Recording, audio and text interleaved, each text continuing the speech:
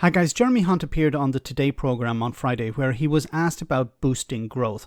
Now this is somewhat of a cornerstone of Tory ideology over the last number of months. Bring down inflation but get growth back up again. The next 2 years will see a record fall in household incomes and the government want to get the economy going again. One way would be to get back into the single market. It would eliminate the trade friction that exists between Britain and its closest trading partners. Now, the Chancellor was asked about this, and his answer was, to put it mildly, strange. Have a listen. You are emphasising the importance of growth in our economy for very obvious reasons. It changes the equation on what you need to do in other areas. And you've said that you are trying to avoid tax rises that damage growth. Would membership of the single market boost growth? I think having unfettered trade with our neighbours and countries all over the world is very beneficial to growth.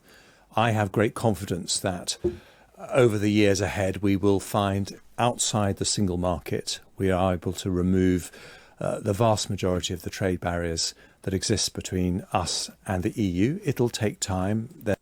Okay, how do you remove trade barriers with the EU if you're outside the single market? Like, the only people who can remove the trade barriers are the EU. You can't do anything about that. It's like, you have an agreement with the local tennis club to come down and play tennis once a week. You'd like to play tennis more than once a week. Who will decide that? The tennis club will decide. Now, if you're a member, you can play tennis as many times as you want. But if you're outside, you have to follow their rules. They make the agreement. They allow you access. You can't change the rules from outside. There's a transition as you deliver something like Brexit, which obviously people have voted for, and we must make a great success of. But I think the bigger question you're asking is Brexit the cause of some of the problems that we're facing today? Actually, I'm asking a forward-looking question because being in the single market is not the same as being in the EU. And would membership of the single market be something that would boost growth and change our current economic outlook?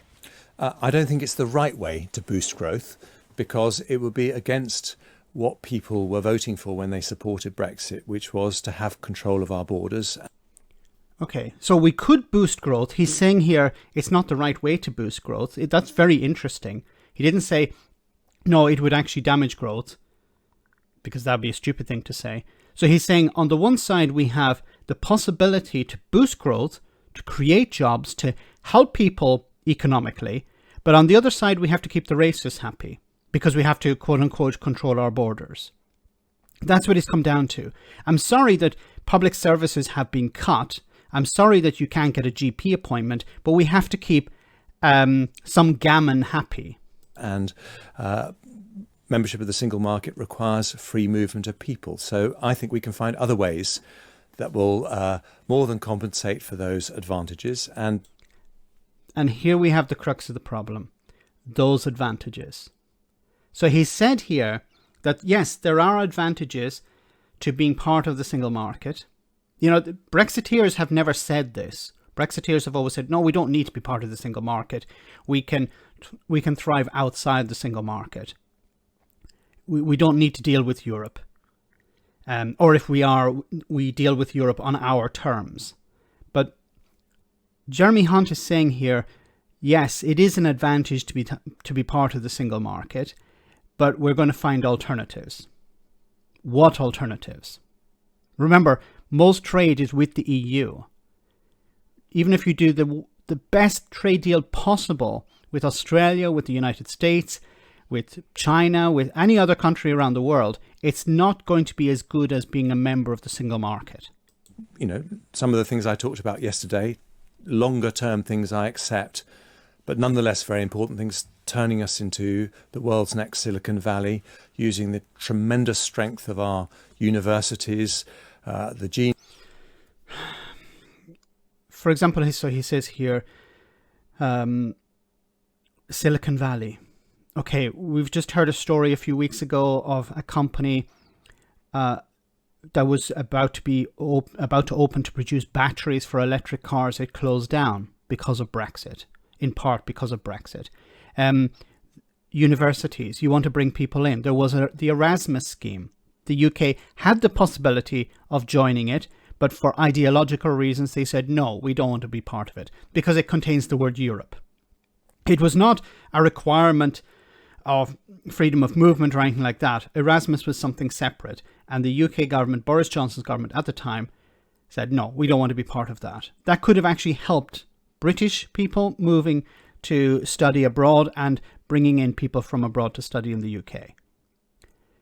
Like, how do you expect to boost investment if you continue to maintain trade barriers? How do you expect to invite in the greatest minds if you say we don't want the greatest minds?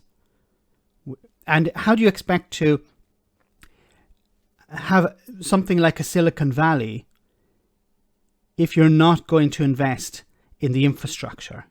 If you're just going to cut services and public services, if you're going to cut public investment as well. You're saying, yeah, we want all these things, but we don't want to pay for them. We want all these things, but on the other hand, we don't want to piss off the racists. I think there's a little bit of a change starting to take place here. At least he started to admit, yes, there's an advantage in being part of the single market. But we can't do that because some people voted against that. Now, if we go back to 2016, that was not on the ballot paper. There was no mention of the single market. And, leading Brexiteers were saying, nobody's talking about leaving the single market. And other Brexiteers were saying, yes, we're going to leave the single market. Some Brexiteers were saying we'll be like Switzerland. Others were saying we'll be like Norway. Others were saying, even if we leave the single market, the EU will come banging on our door, begging us to allow frictionless trade. Fantasies, unicorns were sold to people. And now more and more people are starting to realize that it was a mistake.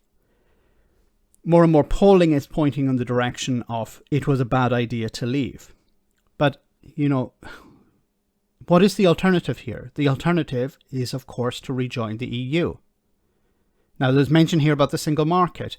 And I don't want to keep beating a dead horse here, but I think it's important to point out that if you want to get into the single market, the primary route is through the EU. You have to become a member of the EU if you want access to the single market. There is another way, but I think that door is pretty much closed off. So I think there needs to be a bit of honesty here. And also with the media, they need to explain to the public, if you want to get back into the single market, the logical route is through EU membership. And until that is explained to people, we'll still hear about how, well, maybe we can join the single market and avoid being part of the EU. No, it doesn't work like that. Let me know in the comment section, guys, what you think.